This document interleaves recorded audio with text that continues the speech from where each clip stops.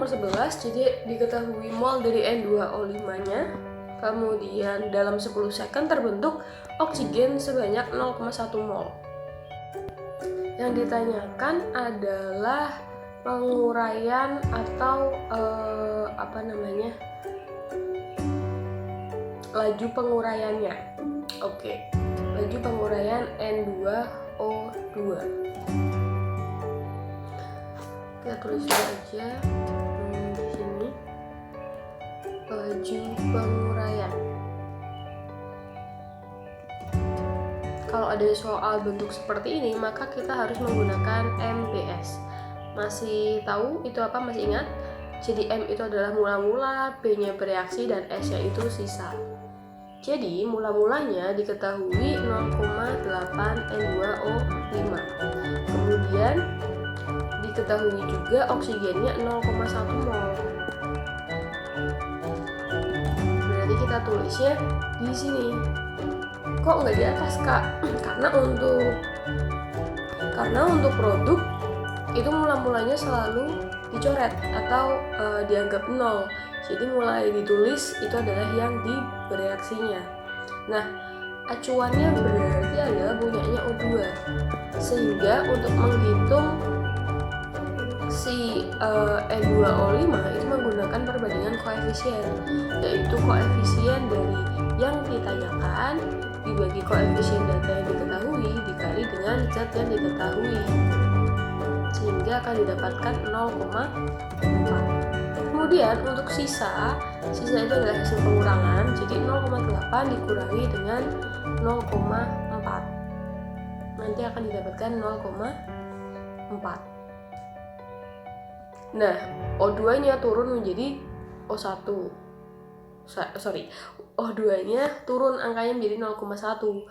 Sedangkan yang NO2 kalau mau kalian lengkapi berarti seperti ini.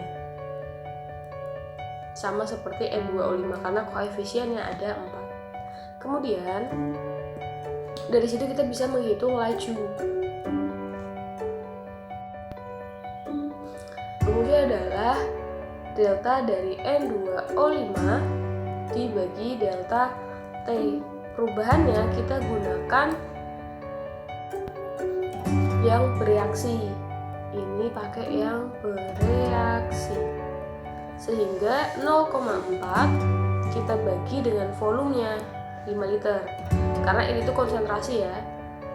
0,5 kita bagi lagi dengan waktu 10 second. Sehingga ini menjadi 0,8 dibagi 10 second. Berapa kira-kira? Iya, 0,08. Nah, satuannya jangan lupa meter per second. Kemudian sebentar, ini satuannya sudah liter ya. Sebentar.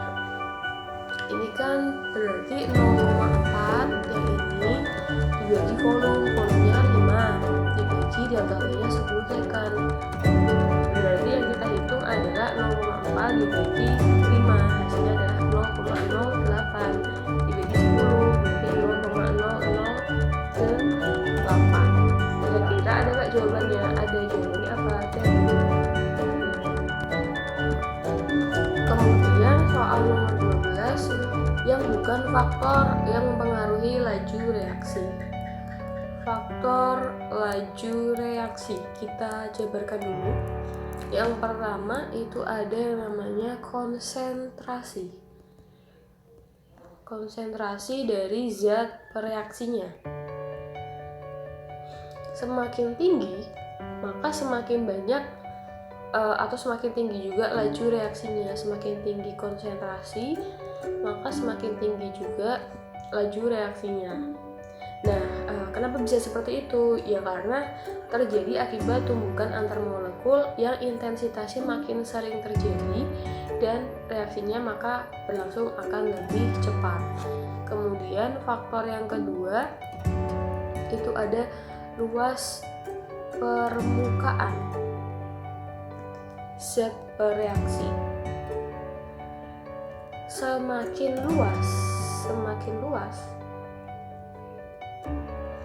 partikelnya, maka frekuensi tumbukan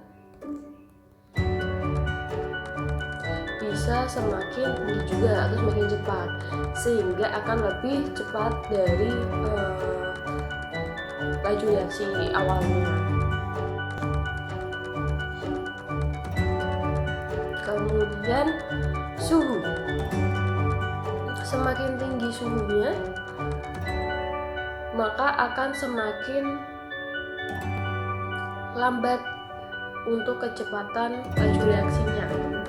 Kemudian yang terakhir itu ada katalisator. Katalisator ini untuk mempercepat laju reaksinya. Kemudian untuk memperjelas yang luas permukaan itu contohnya kayak misalkan ada yang serbuk, ada yang butiran, ada mungkin uap, ada mungkin cairan. Nah, itu maksudnya luas permukaan. Kalau kalian lihat, luas permukaan yang paling kecil itu ada di uap, ya kan? Sedangkan yang paling gede itu ada di butiran. Nah, jadi semakin tinggi luas permukaannya, semakin besar. Kalau besar kan berarti butiran, maka laju reaksinya juga akan semakin tinggi juga. Tapi kalau semakin kecil luas permukaan bidang sentuh, maka semakin kecil juga tumbukan yang terjadi antar partikel. Jadi laju reaksinya akan semakin kecil. Jadi untuk soal nomor ini, jawaban yang tepat apa kira-kira? Tekanan ya, jadi dedu, itu bukan merupakan faktor. Selanjutnya nomor 13, kita disuruh mencari tingkat reaksi total. Oke, kita harus cari ordo dulu. Kita mau ambil 1 dan 2 deh. 1 dan 2 ya. Tapi ini menggunakan waktu. Ingat, waktu itu kita balik. Jadi waktu itu gini ya, hubungannya berbanding terbalik dengan laju reaksi. Jadi kalau kita mengambil percobaan 1 dan 2, misalkan nih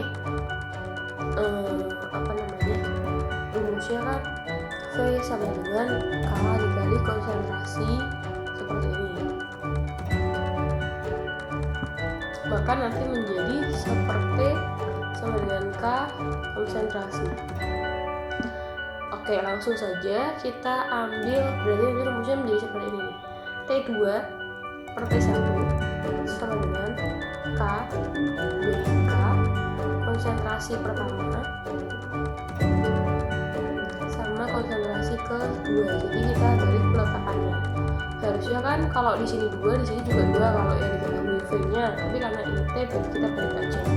Oke, ini kan jadi coret ya. Oke, langsung saja. Yang T2-nya itu adalah 76, T1-nya adalah 152 sama dengan konsentrasi yang pertama. Konsentrasi pertama itu 0,4. Kemudian pangkat X ya, konsentrasi ke Q-nya itu adalah 0,1 dibagi 0,8,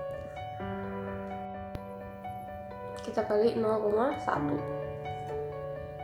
maka bisa kita coret ya,